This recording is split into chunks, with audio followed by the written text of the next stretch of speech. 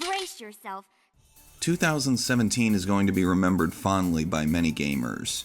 It was a year where there was a lot to take in, more than what many of us are used to. Nintendo came out swinging with the Switch, some famed franchises got new installments announced, and overall, the year was some of the busiest the industry has seen in a while. Sure, there was plenty of controversy, like the looming monster that is the dreaded loot box, but I think in terms of releases, this was a landmark year. No droughts, no empty spots to speak of. Whether it was a AAA hit or an indie gem, there was almost always something cool coming out. It was a great year for games overall, making this year's list all the more difficult to narrow down and organize. But the year's over, and only 10 can make the cut. Yo, I'm Alex PostMesmeric Carlson, and these are my top 10 games of 2017. Number 10. Nier Automata. I know some people might be surprised to see this game so low on a Game of the Year list, but I did have issues with this game.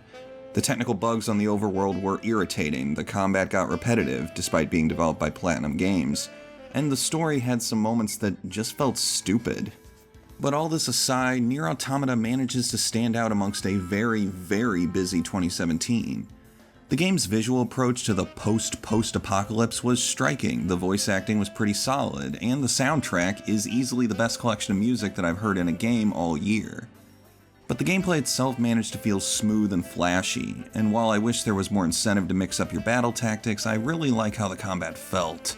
Even better was how the developers contextualized various gameplay systems.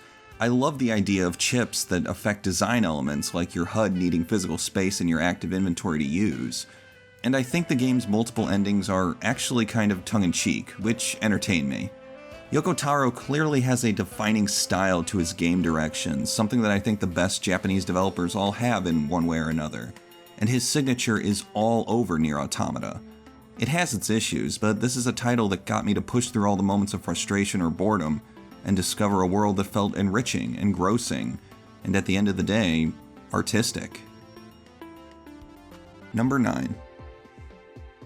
Gravity Rush 2. Gravity Rush 2 came out in the big first quarter swell of games, and I think that was to its disadvantage. So many games came out in that time period that it quickly got lost in the shuffle, and that's a shame, because Gravity Rush 2 is a fantastic action game. It feels like a total refinement of the original Gravity Rush's mechanics. Moving around the expansive world as Cat just feels more intuitive than it did in the first. The campaign is rich with memorable moments, and the side content holds plenty of challenges to uncover in each major overworld. The story patches all of the holes that Gravity Rush 1 left open and gives Cat's story a great sense of closure and fulfillment. But really, it's that movement, that breadth of motion that gives Gravity Rush 2 its edge. No other game this year delivered a flow like Gravity Rush 2. With servers for the game's multiplayer shutting down, I still don't think Sony understands what's so awesome about this series. But I hope that they hold tight and give this series more oxygen. It doesn't deserve to be ignored. I enjoyed every moment in Gravity Rush 2, and I really hope more people do too. Number 8. Resident Evil 7. The Resident Evil series has been in a bit of an identity crisis for a while now, so it's safe to be skeptical over Resident Evil 7's drastic shift in perspective. The game is clearly cashing in on the new brand of PT-esque first-person horror games, especially with the shameless beginning hour demo. But at the end of the day, Resident Evil 7 doesn't just attain what it tries to do, but surpasses it. I will absolutely admit that the game doesn't stick its landing and fumbles in its last couple hours, but exploring the Baker Mansion was absolutely engrossing. The main enemies in the family were actually quite charismatic and memorable, and the number of set pieces was plentiful. It's been a while since I've played a horror game that felt so grimy and unsettling, but also so polished and atmospheric. And the gameplay kept me anxious with the limited inventory space and eerie monster designs, so I was balancing my item management with the act of avoiding these really creepy enemies. Resident Evil 7 was a big surprise for me and ended up being a very memorable horror game in an age where the entire genre seems to be looking headlong into another major paradigm shift. We'll have to see if Capcom is going to refine or dilute the series in the future. But in the meantime, I'm totally satisfied with Resident Evil 7. It's really quite great. Number 7. Super Mario Odyssey. Hot off the heels of releasing its newest console in the Switch, Nintendo really conquered gaming this year. and while it wasn't the only major exclusive from the Big N, Super Mario Odyssey definitely earned its place in the spotlight. It's a bizarre feeling playing a platformer like Super Mario Odyssey in 2017 because its best aspects are actually pretty elementary. Give the player the freedom to collect power moons at their own pace, in whatever method they choose. And really, that's the key, freedom. Super Mario Odyssey made me want to explore at my own pace. It was amazing just stumbling across a moon solely because of my own curiosity. By trying out techniques and using Cappy's magic to control an enemy, there were virtually no limits left.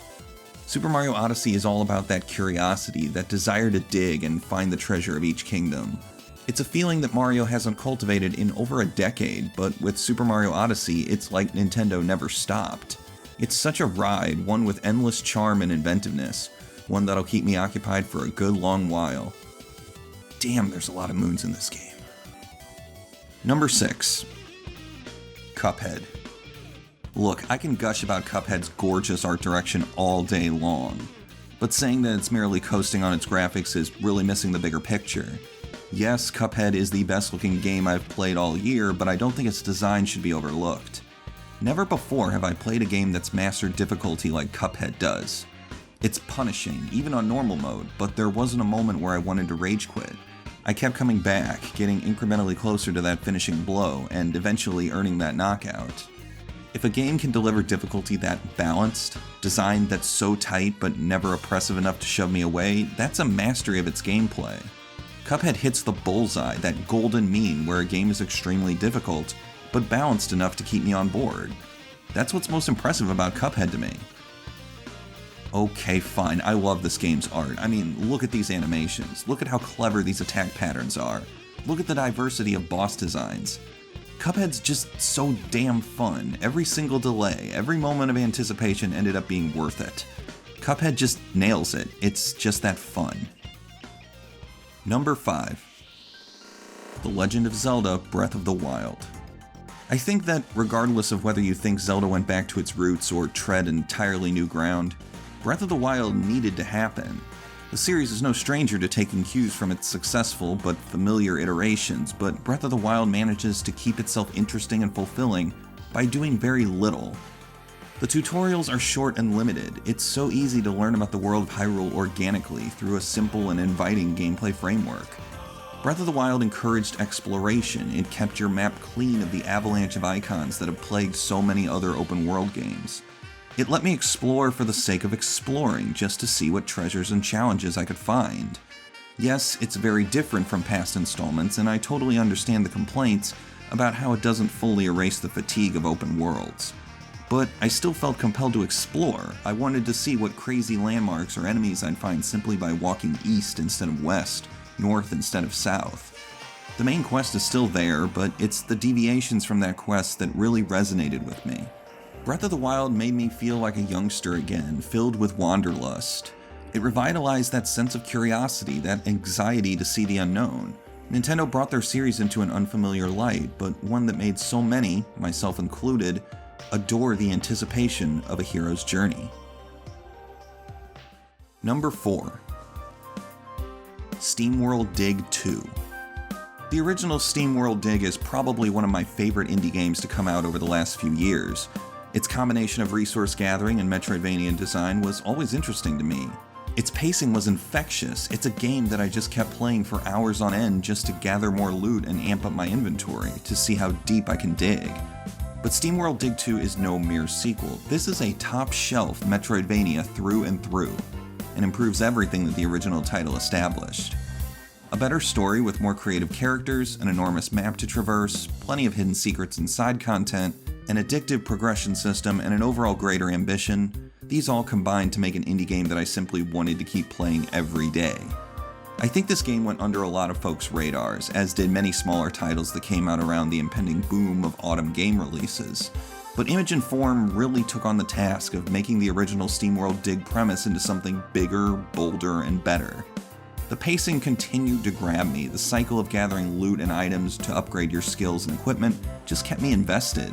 And even with the final boss defeated, I feel my work is far from done. Lots of treasures still hide in the soil below, and you bet I'll be digging for them long after 2017 is over. Number 3. Sonic Mania. Sonic Mania is the best Sonic game released in over a decade. Yeah, big words, huh? Well, as a guy who grew up with the Genesis in his living room, seeing a new Sonic game has always had a nostalgic pinch to it. But Sonic Mania isn't just fuel for the fans, it's a calculated platformer, one that channels the best moments of Sonic's aesthetic and design. Every level feels so rich with synergy, every path interlocked just right to build and sustain momentum throughout loops, corkscrews, and ramps. Keeping speed is both rewarding and invigorating in Sonic Mania, and nearly every stage has some unique spin on the classic formulas that define Sonic's greatest moments. The presentation is pristine, with gorgeous pixel art, stellar art direction, especially in each level's color theme, and a soundtrack packed with incredibly memorable tracks remixed for a new age. Immediately after finishing Sonic Mania Sonic, I darted to the Tails campaign, then the Knuckles campaign. I unlocked new modes, new secrets, and even when everything was collected and obtained, I just wanted to play more. I wanted to experience Sonic Mania's gameplay all over again. Sonic Mania invigorated my love of this series and showed me that Sonic doesn't have to be a punching bag to be memorable in today's industry. All he needs is a great game. And Sonic Mania isn't just great, it's incredible. Number 2. Shin Megami Tensei Persona 5. Boy, oh boy, have I been waiting for this one. Persona 5 has come such a long way since that first teaser, but finally it's here. And it's one of the best games I played this year. Persona 5 doesn't totally overhaul the series the way Persona 3 did, but it does refine the gameplay in incremental ways. There are quality of life improvements everywhere. Individual aspects that frustrated me in past games are non-existent here. The combat never got boring, with incredible boss designs, diverse persona cultivation mechanics, and the negotiation aspect from the mainline SMT games. I was always growing and enjoying that growth. The story captures all of the charm of its predecessors. I love the cast in this game, probably even more than Persona 4's, and the social links are just as fleshed out as any fan can expect, with some remarkably mature themes and grim undertones. And the presentation? Dear Lord, I mean, my God, this game is gorgeous. Incredible art direction, a catchy and memorable soundtrack, and not a trace of performance anywhere below stellar. These all combine to a new benchmark for JRPG presentation. Well, maybe next to Tokyo Mirage Sessions. Persona 5 was everything that I hoped for during that long wait. It delivers a Persona game through and through, and all of the individual changes and refinements combine into an overall optimal RPG experience. I love this game. I'm eager to dive into its world again. I want to make more Personas, complete more side quests, finish more social links. I want to do all of that. It was a game that totally captivated me during my whole playthrough, one that I'll never forget. So before we get to number 1, here are a few honorable mentions that just missed the cut. God, this was a sad game. I've been anticipating the new Ovasonico project since Murasaki Baby was over. And when you add in a soundtrack by a prog icon like Steven Wilson, you have my undivided attention. Carl and June's story was heart-wrenching, but the puzzles were designed well, building on the gameplay and the character dynamics. This game got overlooked by many people, but I'll be damned to glaze over this one. Supergiant deliver another slam dunk. Incredible storytelling, excellent character dynamics, and an addictive design in the rights all gel, giving your actions weight in ways that no other game this year did. And a soundtrack that, if it wasn't for Nier Automata, probably would be my OST of the year. Seriously, Supergiant are unstoppable at this point. Keep the great work coming, ladies and gentlemen. Samus Aran is back. Metroid 2's remake... No, not that remake, the Nintendo one. I had a ton of fun with Samus Returns, giving my 3DS quite a bit of time this fall. The enhancements made feel organic, but progressive for the series. The boss fights surprisingly challenge you in both shooting and platforming, and the 2.5D perspective made Samus look fantastic on a handheld.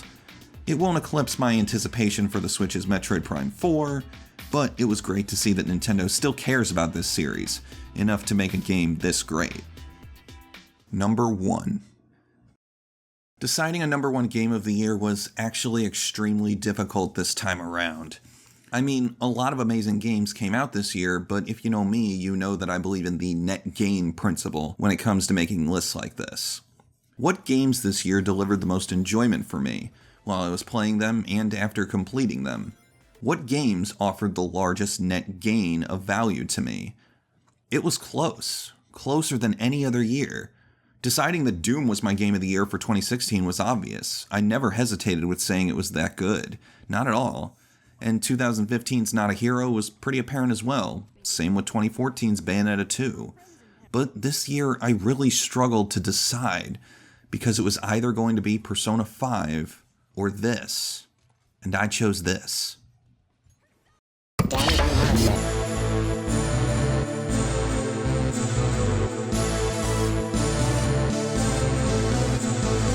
Putting Danganronpa V3 Killing Harmony at the top of this list is cheating. It's cheating because I really can't say anything about this game, not without ruining the enjoyment, not without spoiling it rotten. The video I made detailing its truth and lies mechanics only scratches the surface at why this game is so valuable to me. I don't like spoiling games for people in these videos because I believe that spoiling them ultimately damages the experience for those who wish to play it later. And one of the last things I want to do is to ruin someone's enjoyment of Danganronpa V3. But I'll say this much. Danganronpa V3 made me think. It delivers its themes via gameplay systems that feel satisfying, but dig deep into topics and ideas that only could appear in video games. It struck a nerve, it shook my world, and shocked me in a way that only a game could. Even after I finished it and started exploring post-game content, I was still thinking about its story. I thought about it more than any other game I've played beyond the end credits, and I think that's what makes a piece of media feel potent. I think Danganronpa V3 is art. Its mechanics and systems produce design that only games can accomplish. It hides its most cunning of intentions and delivers megaton after megaton before putting the player in their place. The fact that I was still thinking about Danganronpa V3 after finishing it is really the best example of this game's importance to me. I couldn't get it out of my head. The least I can do to honor this game, this experience, this piece of art, along with every person responsible for its existence, is to name it my Game of the Year for 2017.